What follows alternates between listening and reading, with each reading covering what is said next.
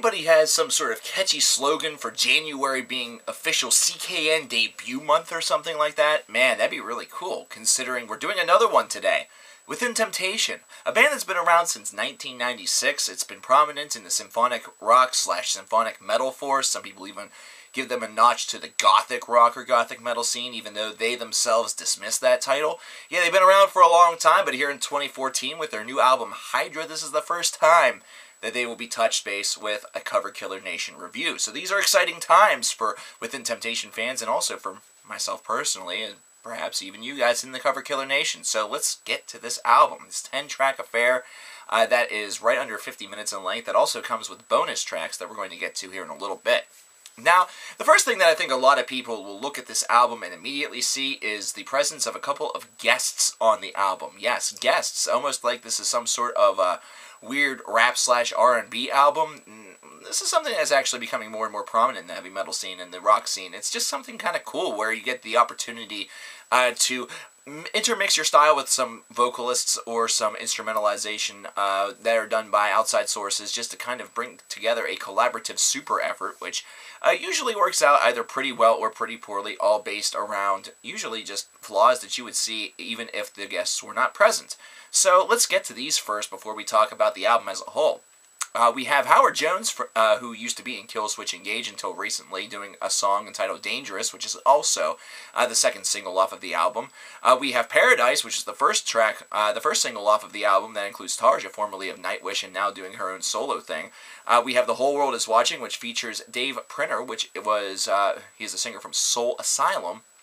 And then we have And We Run. And this is probably going to be the one that's going to have the most attention because it features a rapper. It features Xzibit. Wow. A rapper being on a project such as this, it's going to sound like it's really, really strange, like it's totally out of place, like it's not going to work at all.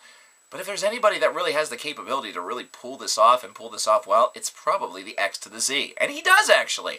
This is actually a really good track. I really dig this. There is a rap verse on this, which does kind of enhance the element of stylistic shift and difference, which really is what the album title Hydra could be easily representative of, is the fact that this is a band that continues to metamorphosize their sound. They continue to get new really heads to their sound, new different directions in which they're able to go. And this is one that kind of is reinforced by a project of this magnitude, going in there and performing a song in their, traditional style along with a rap artist, and it works. It works really well. Xzibit's rap is not something that is, overly boisterous. It's not overly boastful. It doesn't sound like he just sipped a gallon of scissor prior to coming on to record the vocals for this album, and it fits within the atmosphere and the tone of the song. So this is something where this is a collaboration that can be considered a huge success. All of the collaborations could be considered a success. Howard Jones is able to really add a dynamic of his voice that we knew he was capable of doing with the more clean melodies, the clean moments of Killswitch Engage, but man, does he ramp it up. And if you didn't know that Dave from Soul Asylum was capable of sounding like he belonged in Lacuna Coil, listen to The Whole World Is Watching, because he really proves it in this song. He does a fantastic job. And I don't mention Tarja because you don't have to. You don't have to, because you know that the dueling vocals of two of probably some of the best front women in metal today is just going to be just a resplendent affair. It's going to be fantastic. One hell of a ride, and that indeed it is. These 10 tracks actually flow together very, very nicely. Their style is something that is able to kind of bump and twist throughout the course of this album.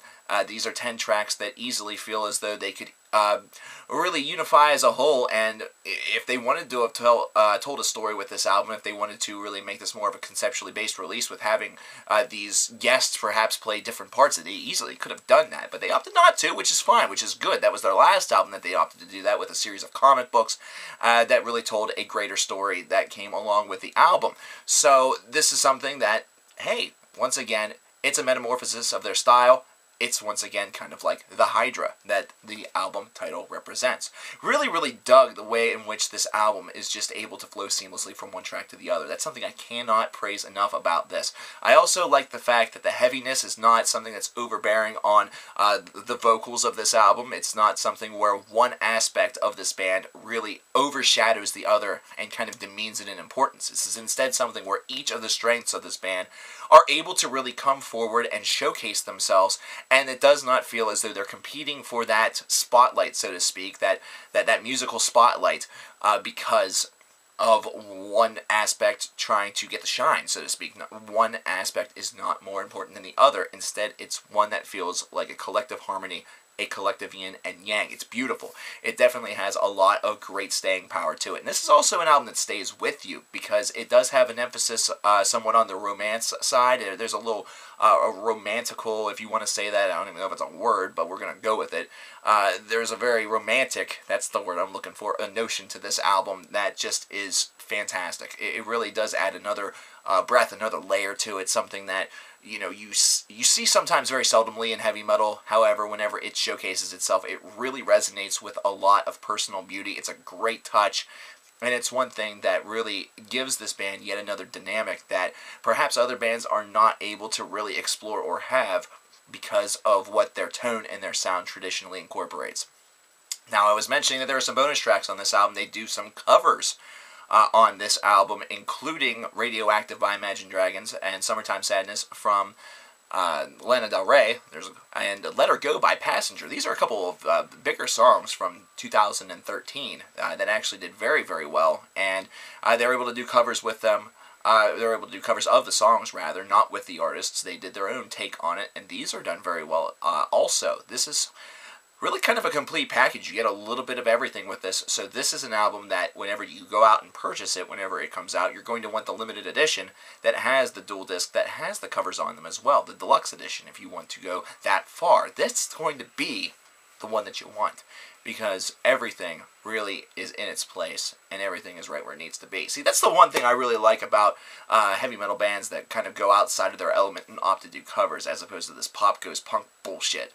These covers are actually done with a lot of grace. They're done with great timing, and they are not trying to really just bastardize the song by trying to make it something that it's not. They're very respectful to the songs for what they are, and they're able to really capture the grace and the harmony and the element that each song is really aiming to represent. So, for example, on a Radioactive, you want to have it be a little bit more anthemic and a little bit more sudden and hastened, while a song such as Passenger's Let Her Go, you need to have it be a little bit more solemn, a little bit more, internal, something that has a very soft, hushed tone to it. And even if you're able to incorporate a little bit more of a loudness to it, a little bit more of an amplification of it, you still represent that very passionate quality that the song is able to represent.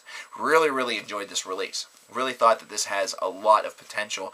Fans are going to be very happy with this album. This band continues to showcase new faces and continues to really showcase that they are quickly becoming one of the most recognizable forces in the world. And that is something to be really reckoned with and something to be very proud of if you are a member of Within Temptation and watching this video. If you are, thank you so much because, wow, starstruck. That's what I am. 83 out of 100. Definitely dig this. What did you guys think? Did you guys listen to the album? If you're a member of Within Temptation, how was the recording process? Was it fun? What's your favorite song on the album? What's your favorite Within Temptation album if Hydra is not it? And what do you think about this band? Let me know. And we're out. Peace.